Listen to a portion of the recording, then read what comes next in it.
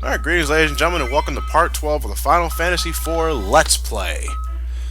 So, when we last joined our heroes, we read porn, and we pestered the developers, and Sakaguchi was too important for us, so he just gave us a hearty quit. and we beat the shit out of some dolls. Oh yeah. Only in Final Fantasy IV, ladies and gentlemen. Anyway, now it's finally time to venture into the Tower of Babil. The Tower of Babel. Isn't that generally a bad idea? Well, no, I mean... Armadillo! Technically, the last tower was Zot. Huh. This is Babel. It's a biblical reference, I think. Yeah. And now we can include biblical references.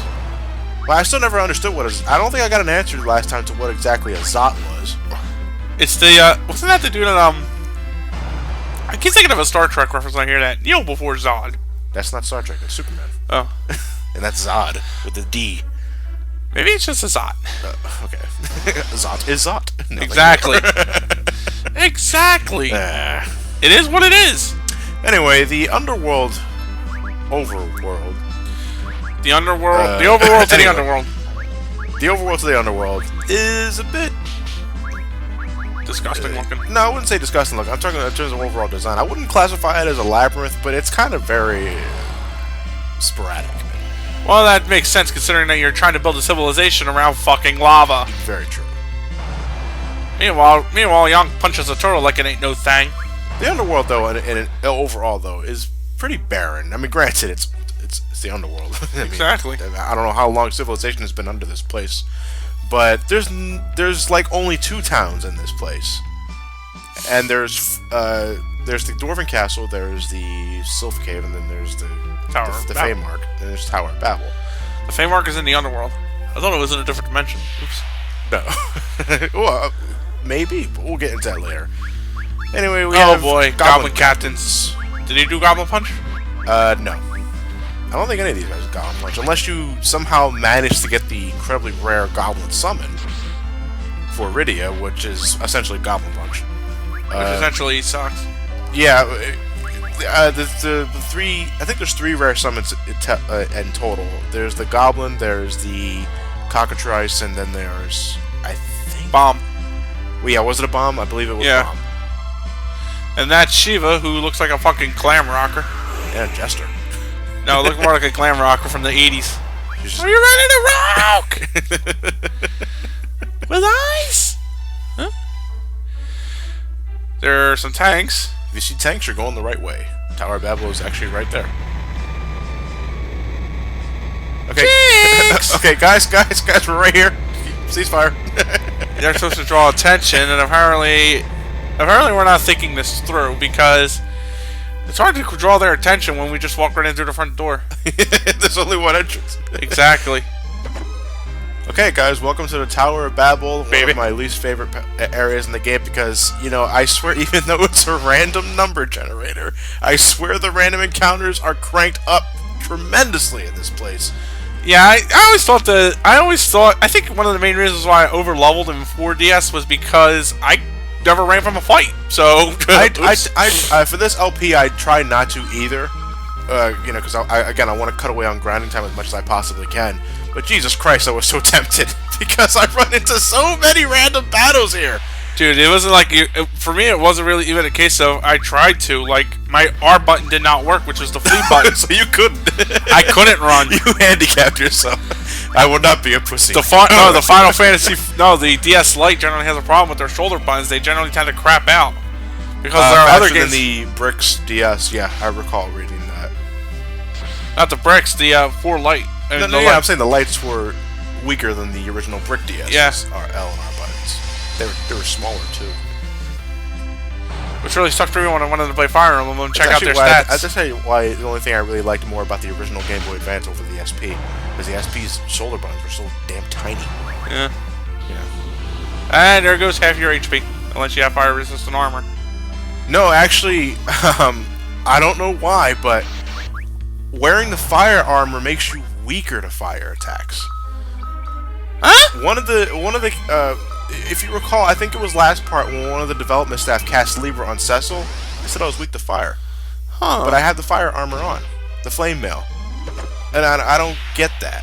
I have no idea either. I don't know that either. So it's not just a matter of the Hellhound using blades that cause a lot of damage. It also depends on what kind of armor I'm wearing. Anyway, I see you. On the bike is a security eye. The security eye's gimmick. It's always going to say confirming intruder alert, but it doesn't really do anything until you attack it.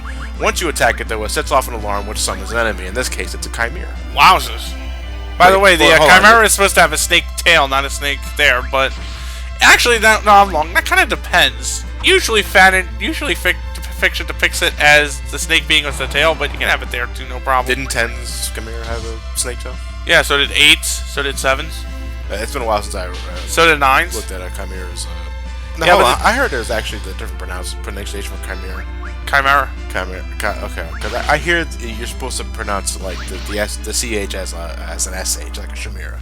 Nothing like that. But anyway, if the subscribers know anything on that, then I would gladly appreciate that. But anyway, security eyes are actually again another enemy that you could potentially grind. You know, once you kill the enemy, you can have either Rydia or Rosa attack the security eye to do minimum damage, and it'll summon another monster. Ooh, mystery eggs. Lather, rinse, repeat until you feel like you're ready to go on. Mystery eggs, on the other hand, are rather similar. You attack the egg, and it hatches, and then it hatches an enemy. The enemy, I think, is completely random.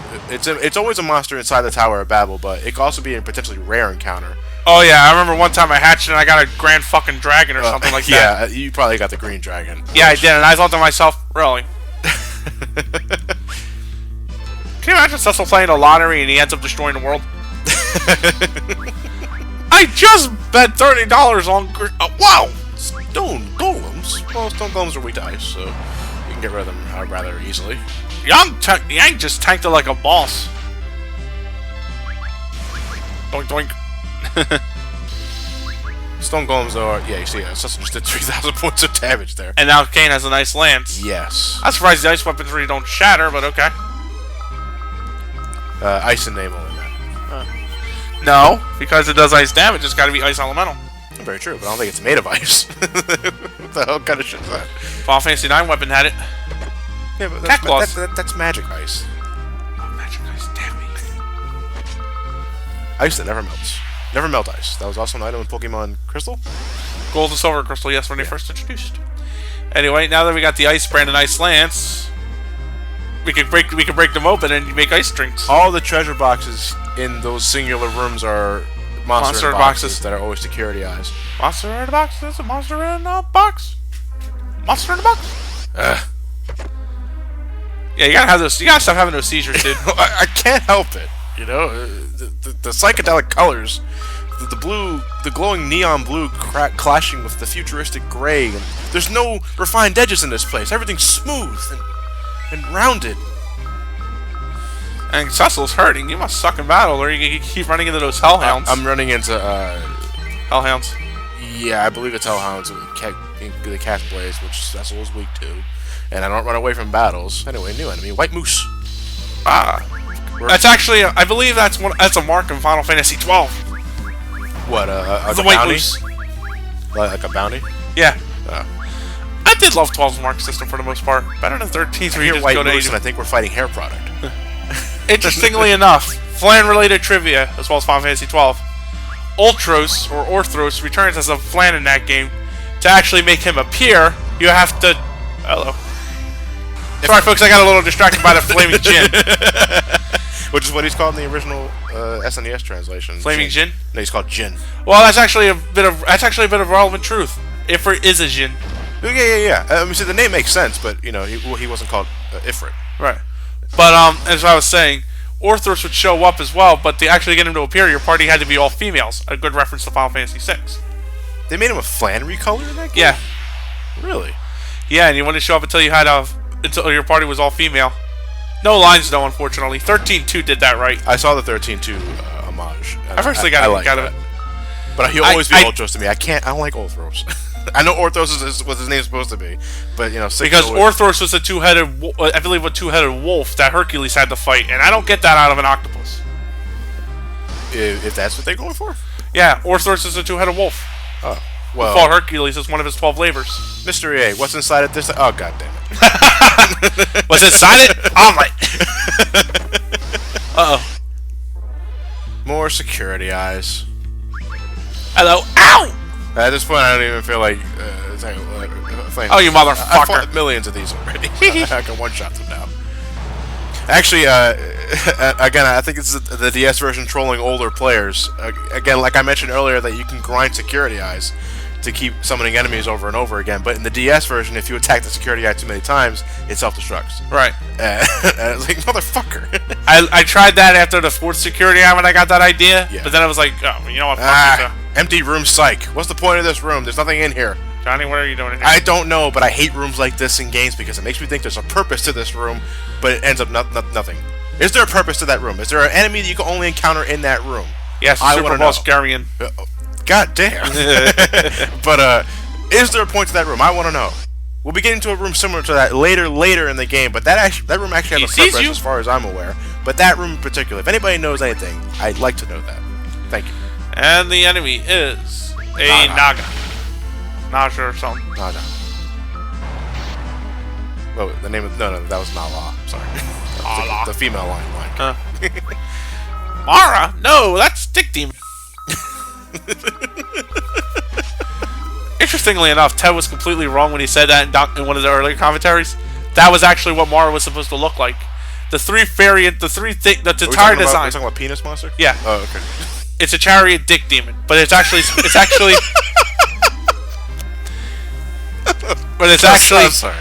a Sri Lankan demon seen running over Karamakala. The chariot is to represent humans' golden desires. The blades are supposed to represent the violent, and the dick is supposed to represent sexual. And this is Shin Megami Tensei or Persona? Shin Megami Tensei and Persona. But frankly, Japan is weird. No, but that's actually what it was. Oh, so they actually did their research. I on that know. It's hard to look at it. I can't look at it. By the way, did you know that it's the Tower Arcanum? Arcanum specializing in piercing attacks.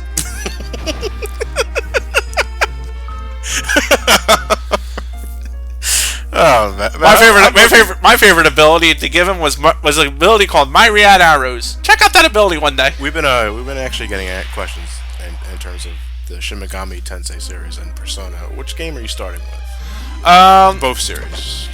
You generally need to do one. I'm a little more Persona to Shin Megami Tensei, but I do enjoy a good Megami Tensei game. I would like to do Nocturne. I will do Persona 1 through 4 for the channel though, once I'm trained how to edit. Hello, what do we got here? Hey, check it out. Wait, does Rubicani have a dog face? I have no idea. Can we go back and see that real quick? No, we can't recording, man. Aw. We can't travel back through But look at his face again when you get the chance. It looked like a dog. Meanwhile, who's galloping geezer over here? This is... Lou Pickles. What? This is the Doctor. He's batshit insane! The Doctor was... He looks very stereotypical for a doctor. Typical Mad Doctor, anyway, yeah.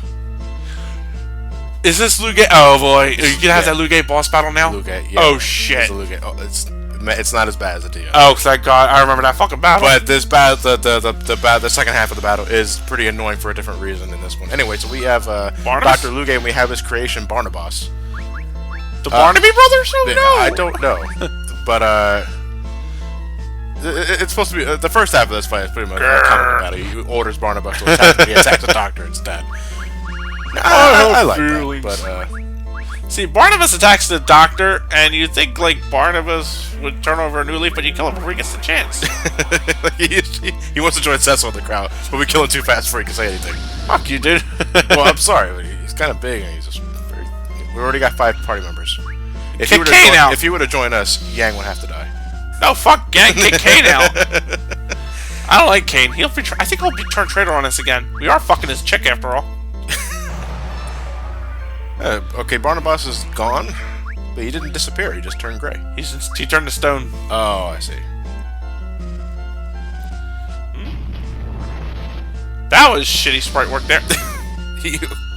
Oh, gross. This Doctor is now manually controlling Barnabas. Now he's Barnabas Z. If you defeat him one more time, he'll be Barnabas GT, and then we'll be what's the name of the other one? Oh yeah, the fan made Barnabas AF. Yeah, but see, here's the thing. Unlike what most fans want to believe, though, Barnabas GT is actually strictly fanon. But really, though, when Luge controls Barnabas, the fight's really not any different than it was earlier. And you'll kill him faster than he'll have any time doing it. But that's only the first half of the battle. There's a second half. Now that sounds more like a musical battle I remember the DS version of this fight. He fucking used reverses, and then he healed you, which killed you, and then you had to heal him to damage him. We'll go into the DS strategies in a second, but... No, you know what? Fuck it, I'm just gonna tell you right now, I cheated that battle. As soon as he casted a reverse, have an elixir. Bye. Oh, you one-shotted him? Yeah, I was like, fuck you. I died 6 times in that battle. I was like, fuck him. I'm not against the idea because, Matt, I'm the kind of guy that will use a Phoenix down on... what was the name of the tribesman in Final Fantasy VII? G.I. Nantek. I use a Phoenix down on him. And I also use a Phoenix down on... What was the name of the serpent? Every Atlanta. I always used to do that because I don't have time for this shit. Yeah, I know. But anyway, while we're summoning yeah. That was his beard, by the way, we saw. And thus Yang has to concede defeat. Although his beard kind of looks like Cthulhu. In a sense. Anyway, Dr. Lugia's second form can be incredibly annoying because he counters everything. Everything with sleeping gas. Basically, he farts. Yes. And then he also does poison gas, too. So not only are you sleeping, you're slowly losing your life. They stack, too, so fancy that shit. And that's the only reason why I really hate this boss, because it just prolongs it for so long. Is it possible to have accessories or equipment that resist that shit? I'm pretty sure there is, mind you. I don't have any of them on, though. I don't have it, like, we're not going to be getting ribbons until very late in the game. Fuck ribbon, even shit like,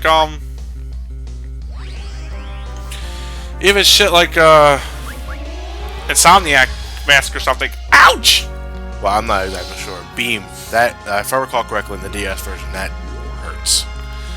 Unless you are under reverse, which it helps. Yeah, in the DS specific strategies, he start the battle off with reverse? Yeah, he always does that. He'll cast reverse gas, which completely reverses the entire flow of the battle, making Cecil and Rosa your damage dealers for the most part. Yeah, because you have to cast Cure on him in order to do damage. Now, fortunately, your physical accuracy isn't quite good when you hit yourself. This is the only part of the battle that doesn't make sense to me. Restore. He does that after a while. He restores your entire party. Because I think he was supposed to cast reverse on you. You think that's what it might be? I think so, yeah. No, he doesn't have that reverse. He doesn't have the reverse move in the original version of the game. That's DS exclusive.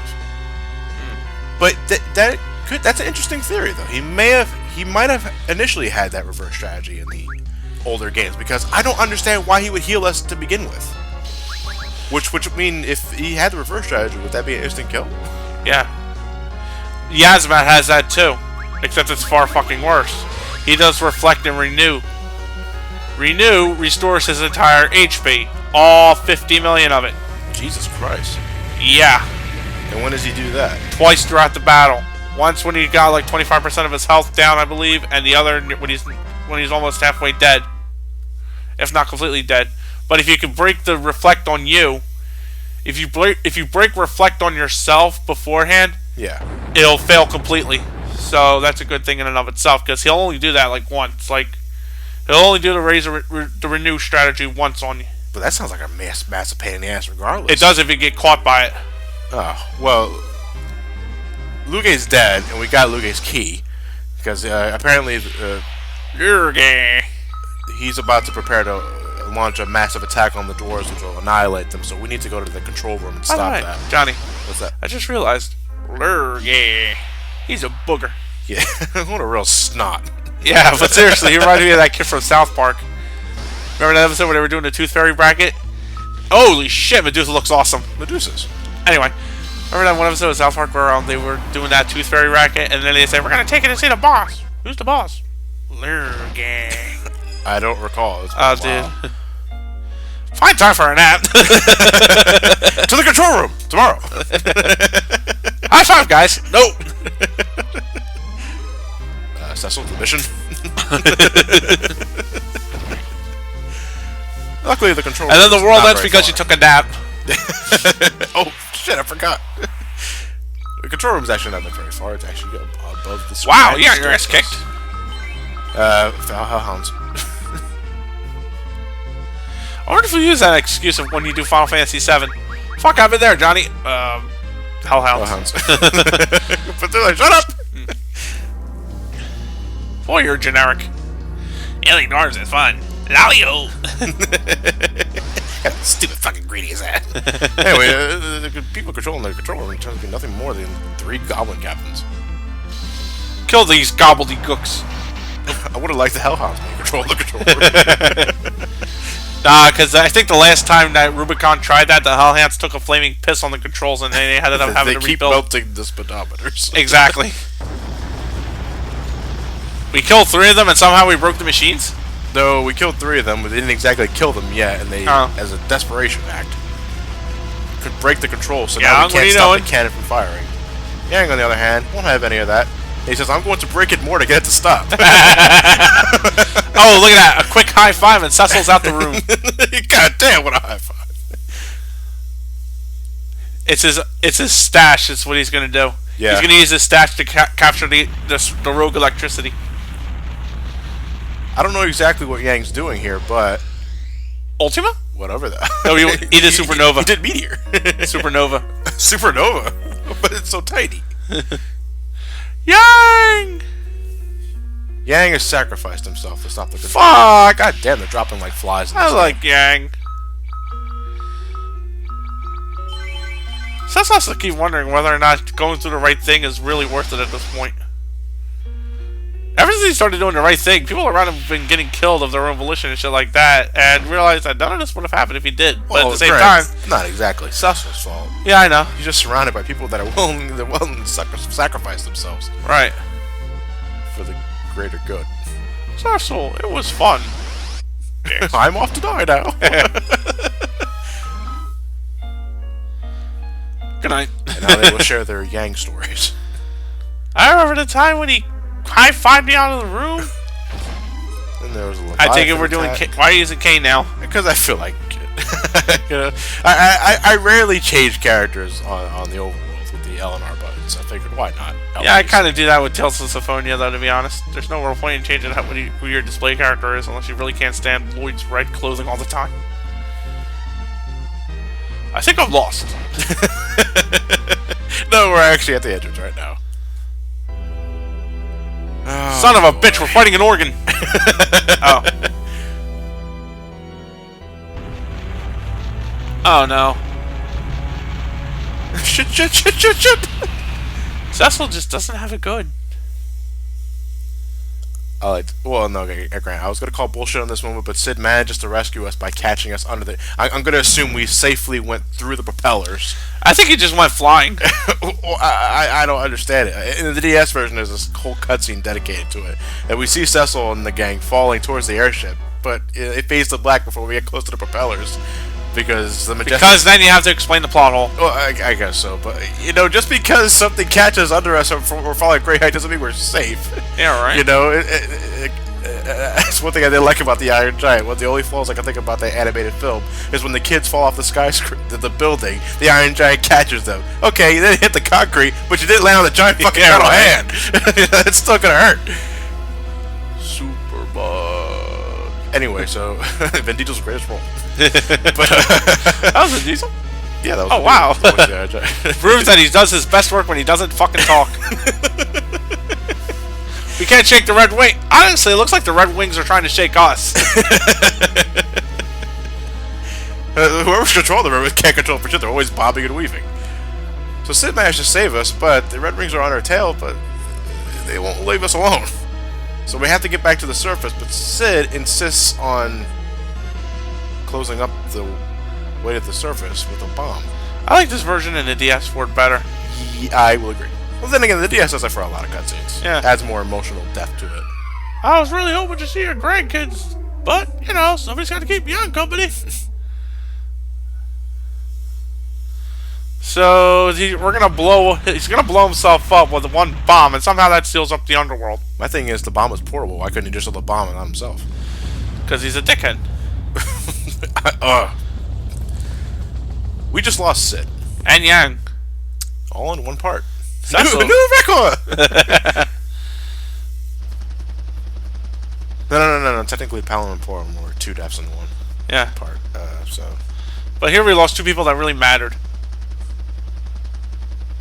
I agree completely, Kane. Let's head to Baron. I got nothing else to fucking lose. Okay, so Great music, not really fitting. It's like when Aerith dies of Final Fantasy VII and you decide to play Ketchi's theme. Against Genova. Like. Yeah. No. Against Genova Life, you choose to play the Harlem Globetrotters theme. What's the resemblance? They're basketballs. No, wait. I'm sorry. That's Genova. That's yeah, I was gonna say that's it. Anyway, so before we honor Sid's wishes to go to Baron for some reason, let's tell his wife that we murdered his husband. We broke him. Did you at least? We couldn't even recover his mustache fibers. No. Yeah, I'm going the wrong way. Yeah, you are. Let's just see how the king's doing. He's snoozing. He's good. All right. Anyway, there you go. Sid's wife is Diag's wife is over here. What do you mean, Sid's wife too? Yeah, you boss. Stop talking nonsense. My husband isn't dead. Can't be. Well, she's certainly taking that very well. She probably knows him well enough. He's too goddamn stubborn to die. Plus the good Lord above does not bless you with facial hair like that and expects you to go out like that. Let me ask you a question. Did he shave before he died? No.